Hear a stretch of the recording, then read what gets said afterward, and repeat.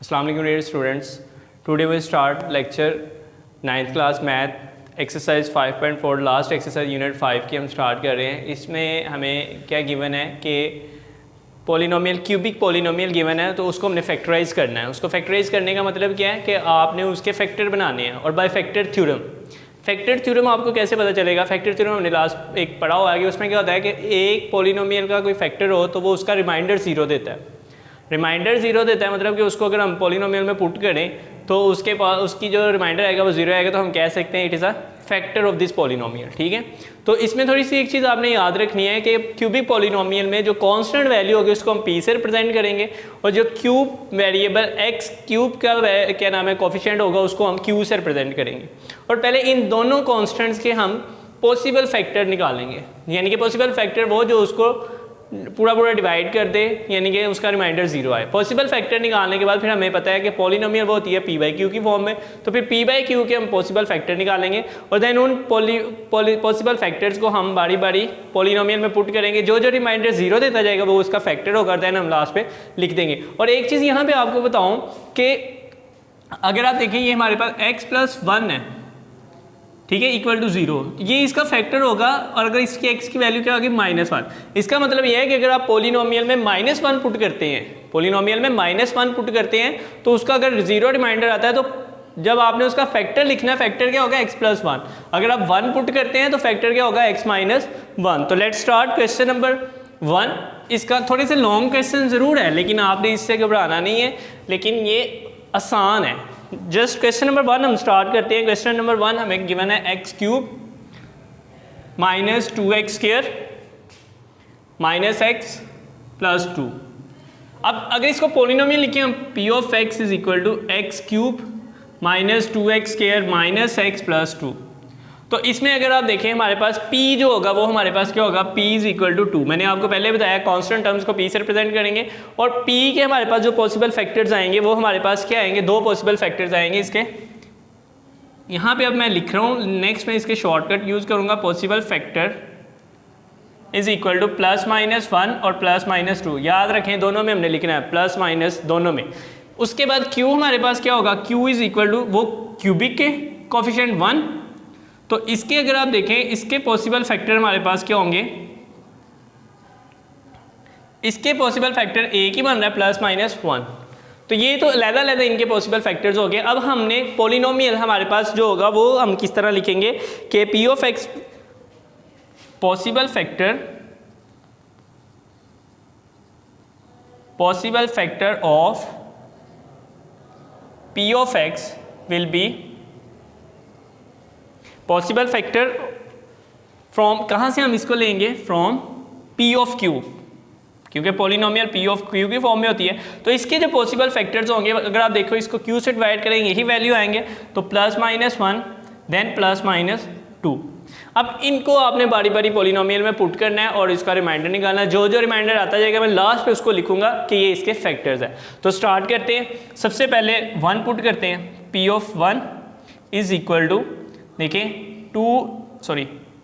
1 का cube -2 × 1² -(1 + 2)। Solve out calculation सीधी 1 -2 -1 + 2। तो अगर आप यहाँ पे देखें तो ये कट आउट हो गया, तो p of 1 पे आंसर क्या आया? 0, ये रिमाइंडर। तो आप चेक कर सकते हैं ये इसका क्या होगा? फैक्टर। क्या? x-1 इसका फैक्टर होगा। यहाँ पे भी आप लिख सकते हैं कि सो x-1 इज़ अ फैक्टर। ठीक हो गया। नेक्स्ट अब हम किसको करते हैं? नेक्स्ट अब पुट करते हैं हम 1 पुट किया, देन -1 पुट करते हैं। p of -1 = -1 का क्यूब -2 × -1 का स्क्वायर -(-1 + 2)। सिंप्लीफिकेशन -1 प्लस -2 -(-1) और +2। यहाँ से अगर आप देखें तो ये भी कट आउट हो गया, तो इसका मतलब p of -1 भी किसके इक्वल आया? 0, रिमाइंडर 0। तो इसका मतलब है x+1 भी क्या होगा? फैक्टर। x+1 भी फैक्टर। देन अब 2 से करते हैं हम। सब क्या आपने जितने भी आपके पॉसिबल फैक्टर हैं p of q के उसको आपने चेक करना है। अब 2 से करेंगे तो p of 2 = 2 का क्यूब माइनस 2 इंटू 2 का square minus into 2 plus 2, simplification 8 2 to the 4 4 to the 8 minus 2 plus 2। तो अगर आप देखें ये भी कट आउट हो गए सारे, तो ये भी 0 आ गया, तो इसका मतलब है P ऑफ 2 का रिमाइंडर भी क्या आया 0। तो इसका मतलब है x माइनस 2 भी फैक्टर होगा, x minus 2 is a factor. Last check कर लेते हैं, अब हम माइनस 2 पुट करके चेक करेंगे। तो P of minus 2 is equal to minus 2 का क्यूब माइनस 2 इंटू माइनस 2 का square minus into minus 2 plus 2। तो P ऑफ माइनस 2 हमारे पास किसके इक्वल आ जाएगा, minus 8 2 to the 4 4 to the 8 minus 8 minus मैंने प्लस 2 हमारे पास आ जाएगा। तो ये आप चेक कर सकते हैं, ये हमारे पास अगर आप देखें तो ये हमारे पास क्या बन रहा है, माइनस 2 हम पुट किया ना, तो माइनस 2 जो है उस पर इसका आ रहा है हमारे पास इक्वल टू, चेक कर लेते हैं इसका हमारे पास क्या आ रहा है, माइनस 2 पे अगर आप देखें तो हमारे पास आ रहा है माइनस माइनस 16 और plus 4 is equal to minus 12। तो is not equal to 0 remainder, तो इसका मतलब ये इसका फैक्टर नहीं हुआ। तो इस पोलिनोमियल के टोटल जो हमारे पास फैक्टर आए हैं वो कौन से आए हैं, इसका मतलब इस पोलिनोमियल के P ऑफ x के जो हमारे पास फैक्टर आए हैं टोटल वो कौन से आए हैं। अब इसको लिखने का तरीका आप लास्ट पे इस तरह क्वेश्चन को लिख लें कि x cube minus 2x square minus x plus 2 is equal to, इसके फैक्टर लिख दें। फैक्टर कौन सा, पहला फैक्टर कौन सा था इसका, x माइनस 1, सेकेंड फैक्टर इसका कौन सा था, x प्लस 1, थर्ड फैक्टर इसका कौन सा था हमारे पास, x माइनस 2। तो ये इस पोलिनोमियल के 3 फैक्टर आपके पास आ गए। अगेन बता रहा हूँ सिंपल काम है, जस्ट आप लोगों ने पोलिनोमियल को P ऑफ x के इक्वल ऐड करना है, कांस्टेंट को P टर्म्स और क्यूबिक को Q टर्म्स, उनके पॉसिबल फैक्टर, फिर P of P by Q के पॉसिबल फैक्टर, उन पॉसिबल फैक्टर को बारी बारी आपने पोलिनोमियल में पुट करना है, जिसका रिमाइंडर 0 आएगा वो उसके फैक्टर्स होंगे, उनको लिखते जाना साथ साथ, और लास्ट पे आपने इसकी फैक्टराइजेशन के तौर पे जैसे हम फैक्टर बना के लिखते हैं वो आपने लिख देने हैं। तो क्वेश्चन नंबर 1 आपका कंप्लीट। क्वेश्चन नंबर 2 थोड़ा सा लेंथी ज़रूर है, उसमें क्योंकि फैक्टर पॉसिबल फैक्टर ज़्यादा बनते हैं, कुछ ऐसे क्वेश्चन होंगे इनमें जो आपके जिसमें जो है क्या नाम है ज़्यादा बनेंगे, तो उसको देखते हैं। क्वेश्चन नंबर 2 हम लिखते हैं उसके पॉसिबल फैक्टर। अब यहाँ पे एक चीज़ मैं आपको बता देता हूँ कि पॉसिबल फैक्टर जो है ना, मैं उसको रिप्रेजेंट करूँगा PF से, possible factor stand for PF। तो अगर आप देखिए सेकंड क्वेश्चन मेरे पास है, क्वेश्चन नंबर 2 x क्यूब, ठीक है, x cube minus x square minus 22x minus x square minus 22x plus 40। अब इसमें 40 से पता चल रहा है कि इसमें कितने ज़्यादा फैक्टर बनने हैं, लेकिन घबराना नहीं आप लोगों ने, सॉल्व तो हमने करना है। सबसे पहले इसकी P की वैल्यू हम लिख लेते हैं, P इज इक्वल टू 40। तो अब इसके पॉसिबल फैक्टर मैं रिप्रेजेंट कर रहा हूँ PF याद रखना आपने, stand for possible factor.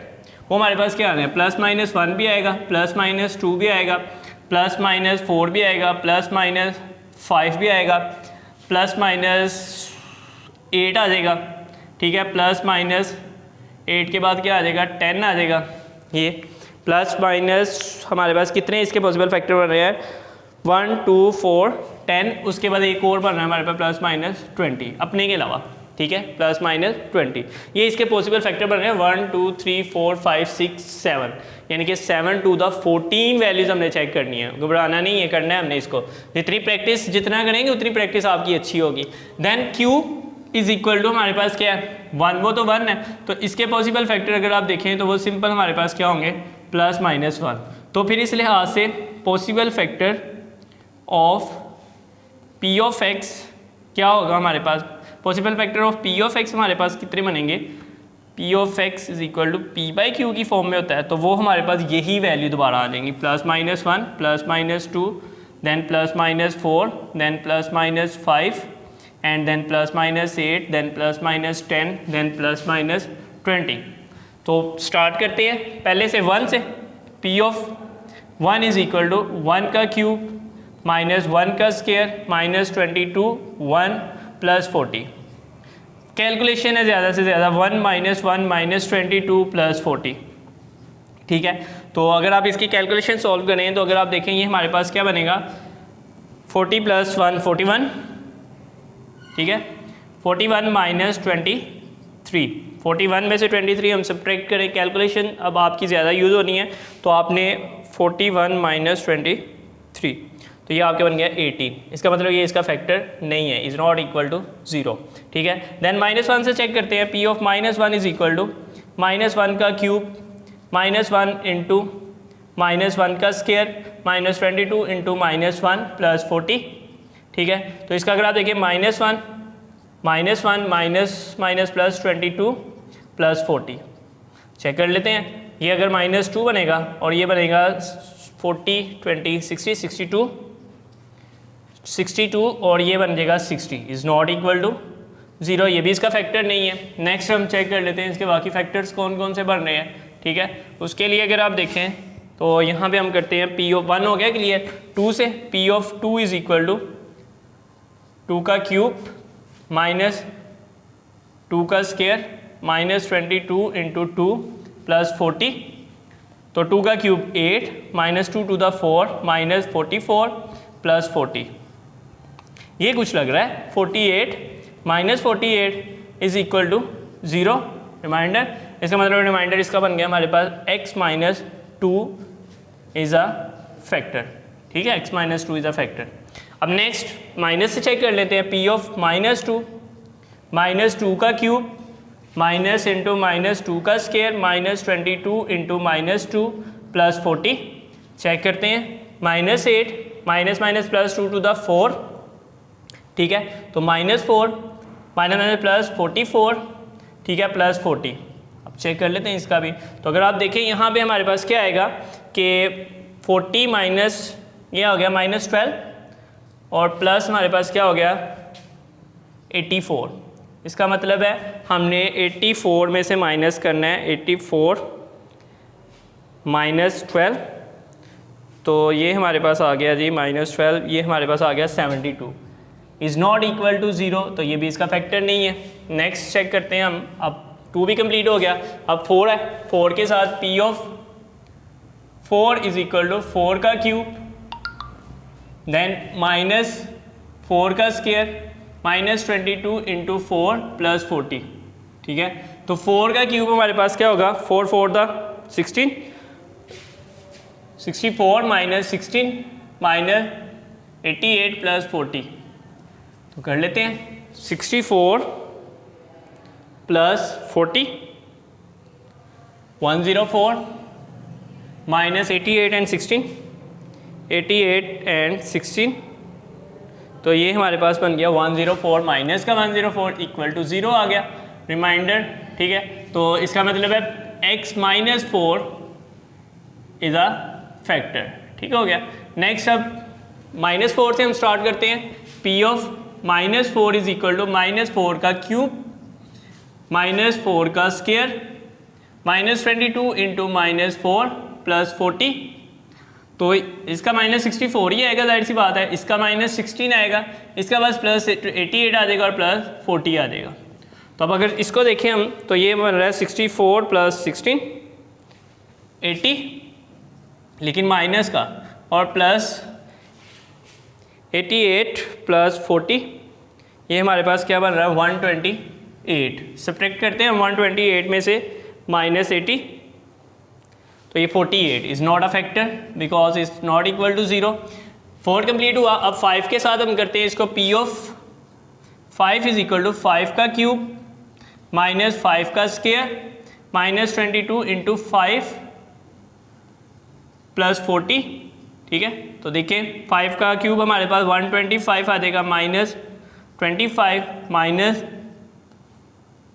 110 plus 40, तो अब ऐड करते हैं हम 125 प्लस 40, ये हमारे पास आ गया 165 माइनस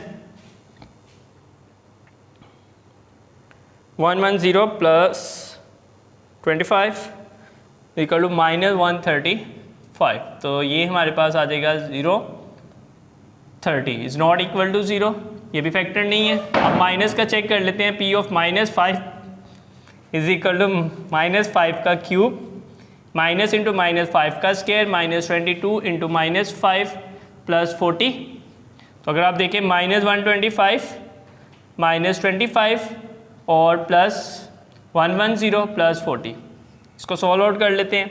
तो -125 प्लस 25 150, माइनस का 150 प्लस ये भी 150 बन रहा है, इक्वल टू 0 आ गया। तो ये हमारे पास रिमाइंडर 0, इसका मतलब है x plus 5 is a factor, x plus 5 is a factor. ठीक है, ये इसके फैक्टर आ गए। अब +5 हो गया, 3 वैल्यू अभी भी हमारे पास पड़ी हुई हैं, 3 वैल्यू अभी भी हमारे पास पड़ी हुई हैं, उनको सॉल्व आउट करते हैं। फैक्टर आप लोगों ने याद रखने हैं कि इसके कौन कौन से फैक्टर थे। ठीक है, तो हमारे पास अब 3 वैल्यू पड़ी हुई हैं, उनको आप सॉल्व करते हैं। 5 तक हमारा कंप्लीट हो गया, 5 के बाद हम करेंगे किसको, 8 को, फिर 10 को, फिर 20 को। अब 5 के बाद हम 8 को अगर सॉल्व आउट करें तो हमारे पास क्या आ रहा है, हमारे पास आ रहा है 5 के बाद, ठीक है। अब 8 को हम कर रहे हैं तो P of 8 is equal to 8 का क्यूब माइनस 8 का स्केयर माइनस 22 इंटू 8 प्लस 40। तो ये आ जाएगा हमारे पास 8 का क्यूब, हमारे पास आ जाएगा 8 का क्यूब आ जाएगा हमारे पास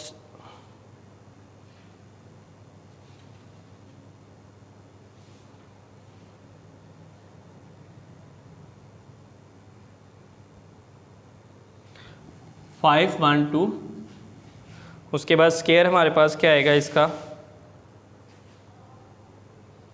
64, 176 प्लस 40। सॉल्व आउट कर लेते हैं इसको, 512 प्लस 40, 552 माइनस 176 प्लस 64 240। स्प्लिट करते हैं इसको, माइनस 552,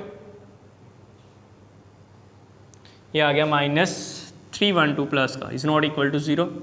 ठीक है, ये भी फैक्टर नहीं है। -8 के साथ चेक करते हैं, P of -8 is equal to -8 का क्यूब माइनस इंटू -8 का स्केयर माइनस 22 इंटू -8 प्लस 40।